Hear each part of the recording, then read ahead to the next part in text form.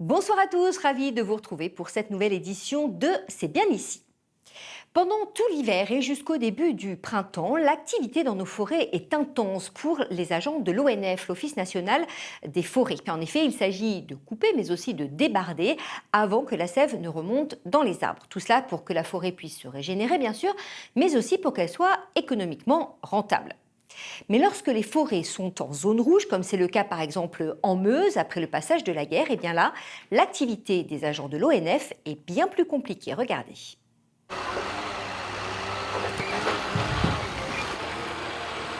Des pinces puissantes, au bout de la grue de ce débusqueur, tirent des troncs de plusieurs tonnes. Denis Wenger est à la manœuvre. L'homme est un spécialiste. Voilà près de 45 ans qu'il travaille en forêt. Aujourd'hui, il débarde des troncs de hêtre pour le compte de l'ONF, l'Office national des forêts. Il faut faire attention déjà à la végétation, aux semis, à écorcer pas d'autres arbres. C'est l'essentiel, quoi, pas faire trop de dégâts avec des ornières et puis les présenter à peu près comme il faut au bord de chemin pour que ceux qui passent derrière moi aient le métier un petit peu plus facile, quoi. Nous sommes en Meuse, au sein de la forêt domaniale de la Chalade, tout près de Varennes en Argonne. Une forêt de 2800 hectares gérée par l'ONF. Si le travail en forêt accourt tout au long de l'année, le débardage hivernal est un moment clé.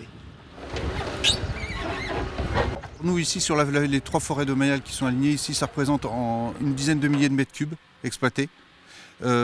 Pourquoi en période hivernale? Parce que c'est les périodes hors sève.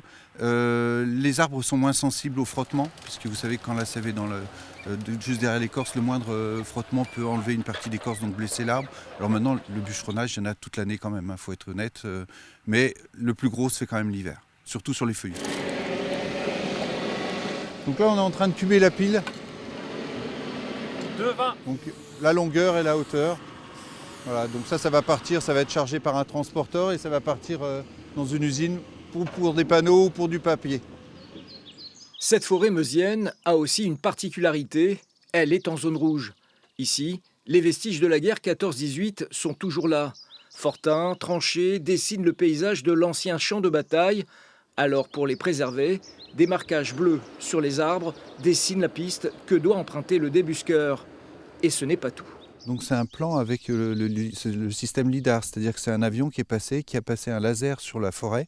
Et donc ça nous permet d'avoir tout le bouleversement du sol. Alors, je ne sais pas ici combien il y a eu d'obus tirés, mais la forêt domaniale de Verdun, il y a eu 60 millions d'obus tirés. Donc pendant la bataille, donc effectivement, c'était trou sur trou, hein. Ce n'est que ça. Donc ça vous donne aussi une petite idée de notre adaptation dans les travaux, quoi. Il va falloir qu'on s'adapte à tout ça. Vous voyez là, derrière en plein milieu de la plantation, il y a une grande tranchée. C'est évident qu'après, pour nous, amener des engins, faire travailler du personnel, c'est compliqué. Parfois, les agents forestiers tombent sur des obus qui n'ont pas explosé. Les troncs des arbres peuvent contenir également des éclats, des shrapnels incrustés.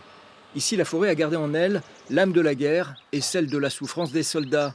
Le quotidien des agents forestiers ne sera donc jamais le même qu'ailleurs.